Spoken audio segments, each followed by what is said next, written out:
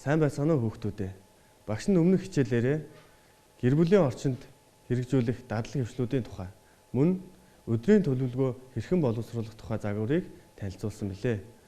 Өмнөх хичээлээр заасан гэр бүлийн орчинд хэрэгжүүлэх дадлаг хвшлүүдийг улам баяжуулж гэр бүлийн орчинд хэрэгжүүлж байгаа гэдэгт итгэж байна. Мөн та бүхнийг өдрийн төлөвлөгөөнийхөө загварыг боловсруулж төлөвлөгөөнийхөө дагуу өдрийн ажлаа хийж гүйцэтгэж байгаа гэдгийг багш нь итгэлтэй байна. Өнөөдрийн хичээлийн сэдэв бол гэр бүлийнхэндээ талархах гэдэг хичээл байна. Өглөө бүрийг талархлаар эхлүүлж, талархлаар төгсгөж байвал амьдрал ямар байх болоо гэж чи бодож үзсэн үү? За тэгвэл өнөөдөр энэхүү асуултын хариултыг чи олох болно. Бид яагаад бусдад талархах ёстой вэ?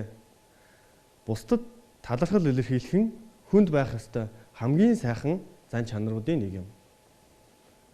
Ийм учраас бүх зүйлд чин сэтгэлээсээ талархал илэрхийлж энэ сайхан зан чанарыг өөртөө суулгаарай. Талархал аз жаргалыг бий болгодог.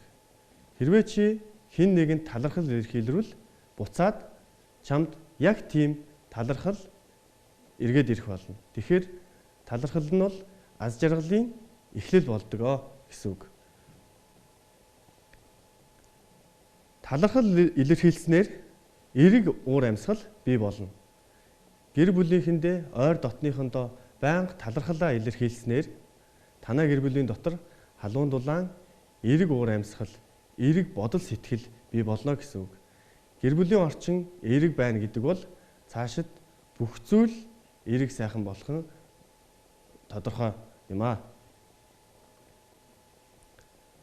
Талархал илэрхийлэх нь зөвхөн сайн үр дагавартай.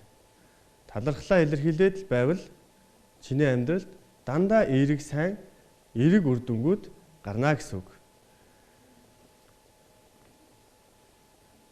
За ингээд амьдралдаа талархснаар дахин талархах олон сайхан зүйлийг өөртөө татах болно. Жишээ нь сайхан амьдралдаа талархвал сайн сайхан бүхнийг өөртөө бий болгоно гэсэн үг. Хангалуун амьдрал талархвал хангалуун амьдралыг бий болгоно гэсэн үг.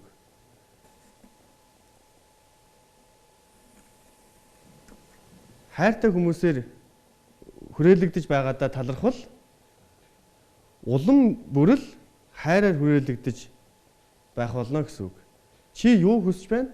Түүндээ л талархлаа илэрхийлэх хэрэгтэй. Талархлаа илэрхийлэх маш олон арга замууд байдаг. Багш нь өнөөдөр жишээ олгож гэр бүлийн орчиндөө хэрэгжүүлж болох үс хамгийн энгийн 3 талархал илэрхийлэх арга замыг бэлдэж ирлээ. За эхнийх нь бол баярлаж талархснаа чин сэтгэлээсээ хэлэх. За мөн талархлын захидал бичих. За мөн шүлэг зохиох, зураг зурах гэх мэт бүтээлч байдлаарч талархлаа илэрхийлж болно. За ингээд гэр бүлийнхэн болон ойр дотныхоо хүмүүст энэхүү шидэт үгийг өдөр бүр цаг минут тутамд байнга хэлж хэвшээрэй гэж багш нь захий. Хичээлийнхаа төгсгөлд Мистер Экхартийн хэлсэн та бүх амьдралынхаа туршид зөвхөн баярлалаа гэдэг үгийг л байнгын уншлага болгосон бол энэ танд хангалттай гэсэн сайхан үгээр хичээлээ дуусгая. Өнөөдрийн хичээлд анхаарлаа хандуулсан сурагчид та бүхэндээ маш их баярлалаа. Баяртай хүүхдүүдээ.